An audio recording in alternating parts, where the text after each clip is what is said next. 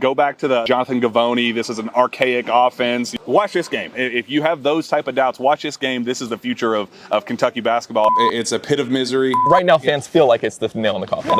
We want Bama. Didn't have to be this way. Kentucky let us down, losing to Vandy in The 2022-23 season has certainly been a roller coaster. It's hard as a fan to have perspective, with your perception being altered with the outcome of every game. So maybe it takes somebody with a coaching background to see through the fog of emotion to deliver a fair analysis. So enter KSR's own Brandon Ramsey, who has at least some collegiate coaching experience. Through some of the toughest losses this season, while national media blasted Cal and his archaic offense, Brandon has maintained firm on his stance that Kentucky's Hall of Fame coach knows what he is doing, for the most part. For Kentucky, it's more of a story of efficiency than it is that raw number. And Brandon has the numbers to back up his argument. The Cats' raw number isn't what modern basketball necessarily always talks about, but when you're scoring 1.1 points per possession, that's a really efficient offense. That doesn't mean that Calipari and his staff are free from criticism.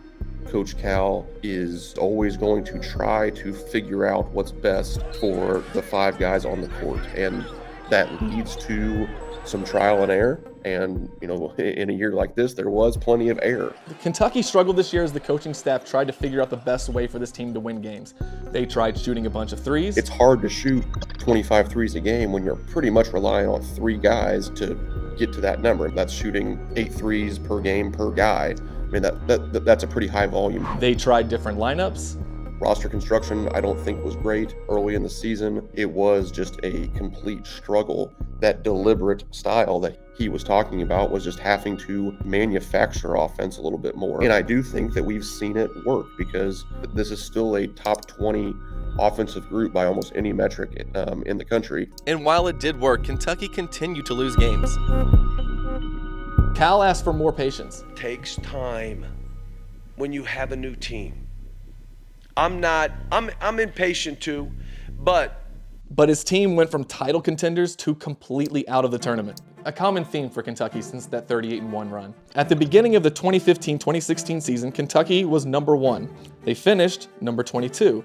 In 2016, they were ranked number 1 in November, dropped to 15th, and finished 9th. 2017 started number 5, dropped out, finished number 23. 2018 started the season number 2, dropped to 19th, and finished number 7. In 2019 and 2020, where Cal did an excellent job coaching, but that team still would not have got a 1 or a 2 seed, thanks to that loss to Evansville after being ranked number 1. 2020 started ranked 10th, fell out of the top 25 and into disaster. Going into January, this Kentucky team had 0 quality wins. So once again, Kentucky fans got their hopes up, only to find out that their team, or maybe their coach, just wasn't that good. As they continued to lose games, the focus remained on the offensive end. But Brandon was quick to point out that that was not where the team struggled. It's hard to really say that the offense is the issue when you have a top 20 offense in the country. But on the defensive end, there just continues to be some issues. In their most recent loss to Vanderbilt, fans and critics pointed out the 30 mid-range shots that Kentucky took. Shots do not exist in a vacuum. It's not as simple as we want to shoot layups and threes. Well, of course you do, but guess what the opponent wants to take away?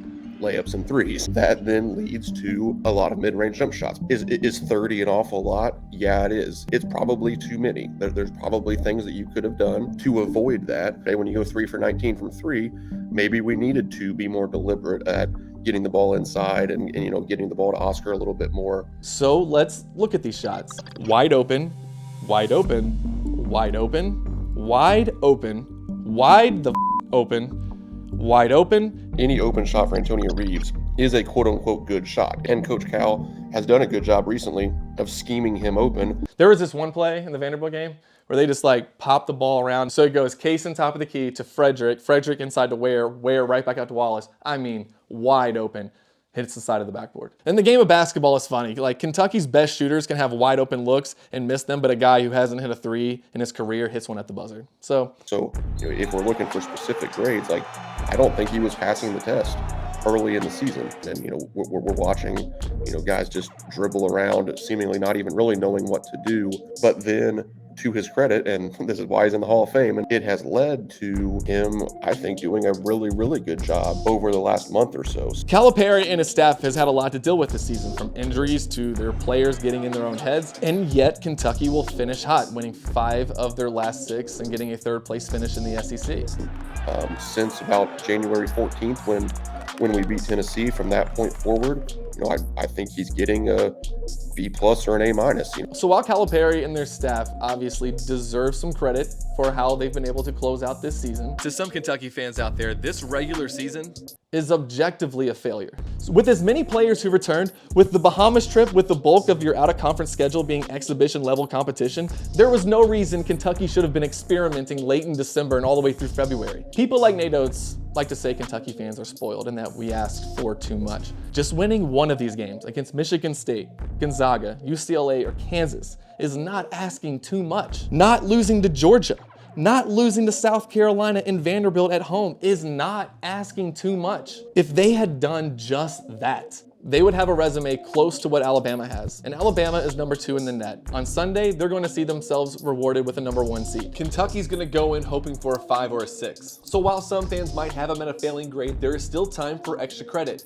that being the postseason. If Kentucky can bring home some hardware from either of these 2 tournaments, that would go a long way towards not only a passing grade, but with honors. The point is, there's room for nuance. This is Kentucky. Expectations are higher here. Just getting into the tournament is not good enough, and people expected that this team would be battling for one of the top 4 seeds, something Kentucky has not gotten in 8 years. But we have seen why Calipari is a Hall of Fame coach. The adjustments he has made has given Kentucky a chance to win the SEC tournament and will make them a tough out in the NCAA tournament. For Kentucky Sports Radio, I'm Stephen Peak.